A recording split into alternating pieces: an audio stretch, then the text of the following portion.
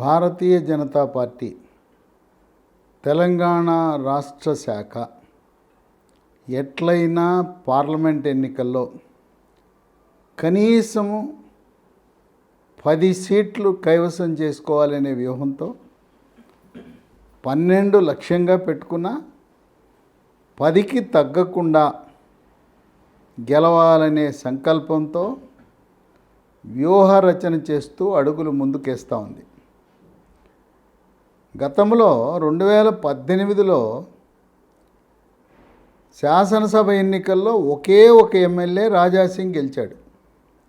అప్పుడు ఓట్ల శాతము కేవలం 6%. శాసనసభ ఎన్నికల్లో 4 నెలల తర్వాత జరిగిన లోక్సభ ఎన్నికల్లో ఓట్ల శాతము 6 నుంచి 20% పెరిగింది. ఒక అసెంబ్లీనే గెలిచిన బీజేపీ తన ప్రభావాన్ని 4 లోక్సభలు గెలిచే విధంగా 28 శాసనసభ స్థానాలను ప్రభావితం చేసి 4 లోక్సభలో ప్రవేశించారు. మొన్న 2023 నవంబర్ 30న జరిగిన ఎన్నికల్లో భారతీయ జనతా పార్టీకి 14% ఓట్లు వచ్చినాయి. 14% ఓట్లు వచ్చినాయి కనుక లోక్సభ ఎన్నికలలో ఆ ఓట్ల శాతాన్ని 35%కి పెంచుకునే విధంగా అడుగులు వేస్తూ ఉంది. ఇప్పుడు భారతీయ జనతా పార్టీకి కలిసి వచ్చే అంశం ఏంటంటే, అయోధ్యలో జనవరి 22న బాలరాముని యొక్క ప్రాణప్రతిష్ఠ ప్రధానమంత్రి మోదీ చేతుల మీదుగా జరుగుతూ ఉంది. ఇది దేశంలో 500 సంవత్సరాల తరువాత రాముడు తన స్వగృహానికి వెళ్తున్నాడు. ఇప్పటి వరకు రాముడు ఎక్కడో తాత్కాలిక గృహంలో తన సొంత నివాసము లేక ఇన్ని రోజులు వేచి చూచిన రాముడు భారతదేశ ప్రజలు 500 సంవత్సరాల తర్వాత ఒక శాశ్వత గృహాన్ని, మందిరాన్ని నిర్మించి ప్రాణప్రతిష్ఠ చేయటం ద్వారా అది భారతీయ జనతా పార్టీకి కేవలం తెలంగాణ రాష్ట్రమే కాదు, ఆంధ్రప్రదేశ్ రాష్ట్రంలో కూడా కలిసి వచ్చే అంశం. ఈ రోజున రామజన్మభూమి ప్రాణప్రతిష్ఠ సందర్భంగా ప్రధానమంత్రి మోదీ ఇచ్చిన పిలుపు 22 జనవరి ప్రాణప్రతిష్ఠను టీవీలో వీక్షిస్తూ మీ ఇంటిని శుభ్రపరిచి మామిడి తోరణాలతో అలంకరించి సాయంత్రము ఒక దీపావళిలా దీపాలంకరణ చేయండి. ఇంటికి శోభను తీసుకురండి, దేశానికి శోభను తీసుకురండి. కులాలకు మతాలకు అతీతంగా ప్రతి భారతీయ పౌరుడు మనం భారతదేశం గర్వకారణమైన అయోధ్యలో బాలరాముడు యొక్క ప్రాణప్రతిష్ఠను ఒక ప్రతిష్టాత్మకంగా తీసుకుని ప్రతి ఒక్క పౌరుడు సహకరించమని పిలిపించారు.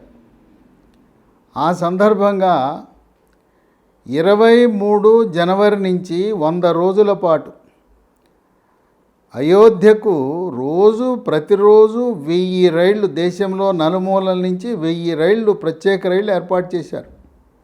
దాంట్లో భాగంగా తెలంగాణ రాష్ట్రం నుంచి 23 జనవరి 32 రైళ్లను, ప్రత్యేక రైళ్లను 100 రోజుల పాటు నడిపే విధంగా కేంద్ర ప్రభుత్వం రైల్వే శాఖ ఏర్పాటు చేసింది. ఈ విధంగా భారతదేశంలో ఎక్కడ చూసినా అన్ని గ్రామాలలో, అన్ని పట్టణాల్లో, అన్ని రాష్ట్రాల్లో జై శ్రీరామ్ అని నినాదము మారుమోగుతున్న తరుణంలో అది భారతీయ జనతా పార్టీకి పరోక్షంగా కలిసొచ్చే అంశం. దీన్ని భారతీయ జనతా పార్టీ మరొక బృహత్తర కార్యక్రమాన్ని చేపట్టింది.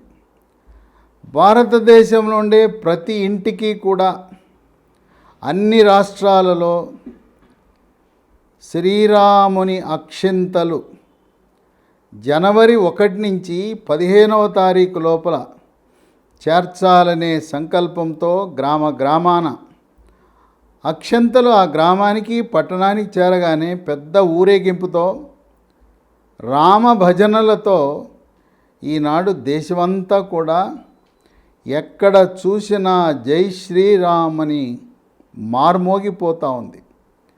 సోషల్ మీడియాలో మొత్తం ఎక్కడ చూసినా రాముడు అయోధ్య, నభూతో నభవిష్యత్ అనే విధంగా అయోధ్యలో 250 కోట్ల రూపాయలతో అయోధ్య రైల్వే స్టేషన్ యొక్క ఆధునీకరణ, అలాగే ఒక అంతర్జాతీయ విమానాశ్రయం, ఈ రెండు కూడా ప్రధానమంత్రి చేతుల మీదుగా డిసెంబర్ నెలాఖరులో ప్రారంభం చేయటం జరిగింది.